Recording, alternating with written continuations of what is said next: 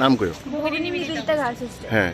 তো ওই হোস্টেলে কালকে মানে ম্যামে কয় কাল মানে যারা অসুস্থ হয় 8টার পরে কেউ অসুস্থ হতে পারতো না, মানে কেউ বাইরে বাড়িতে দিত না, মানে অসুস্থ হতে পারতো না, কেউ ডাক্তার দেখাইতে দিত না, এমন অবস্থা। তো কালকে একজন ফুড পয়জনিং অসুস্থ হয়েছিল, ম্যামে হোস্টেলে আসলো না, তো ম্যামের হাজব্যান্ড আসতো। তো ম্যামরে যখন মানে ম্যামের হাজব্যান্ডে যখন কোয়া হয়েছে তখন তাই না কইতেছে যে এখন অসুস্থ হইলে কেমনি হইবে, এখন তো হইতো না। দেন আমরা হোস্টেলে দুজন সিনিয়র দিদি, তারা রাত্রে 10টার সময় হোস্টেল থেকে টিআরটিসি থেকে অটো নিছে।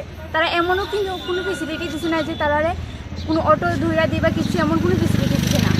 তারা মানে তারা দেখছেও না, একবার খবরটাও নেয় না যে তারা সুস্থ না অসুস্থ, ভালো না ঠিক না বলে, তোমরা দেখো, তোমরা সেন্স তোমরাই দেখতে হবে। মেয়েটাতে সেন্সে হাত পা ঠান্ডা হয়ে গেছে, এমন অবস্থা। তাও মানে তারা কোনো পাত্তাই দেয় না। ম্যাডামের নাম কি? জান্নাত। ম্যাডামের নাম ডক্টর শিক্ষা। ম্যামের কাছে বরফ চাইলে বরফ পাওয়া যায় না, ম্যামের কাছে বরফ চাইলে ম্যাম বরফ পাওয়া যায় না, ম্যামে অনেক প্রবলেম আছে। আজকে অনেক প্লাস রুমের মধ্যে এমন অবস্থা হয় যে এমন লাইট নেই, ফ্যান নেই, এমন প্রবলেম। একটা রুমের মধ্যে 3 জন থাকে, বাট একটা লাইট একটা ফ্যানের মধ্যে। আগে তো আপনাদের বিভিন্ন সমস্যা ছিল, এই সমস্যাটি আগেও আর 1-2বার আপনাদের সমস্যা তুলে ধরছেন, এই সমস্যা কি এখনো শেষ হয়নি?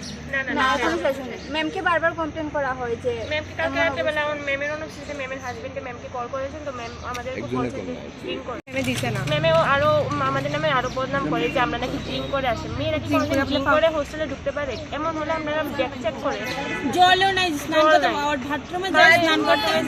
ম্যামের যে হাজবেন্ড থাকে উনি কি চাকরি করে এখানে? উনি কি চাকরি করে এখানে?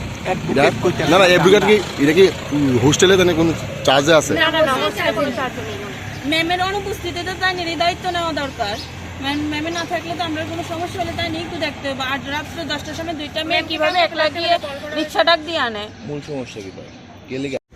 না ম্যামকে বলি আমরা যে আমাদের অসুবিধা ঠিক আছে দেখবো, আর দেখাই হয় না।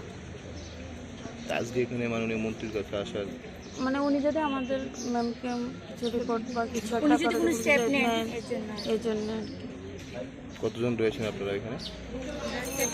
100 প্লাস। আর ঠিক আছে।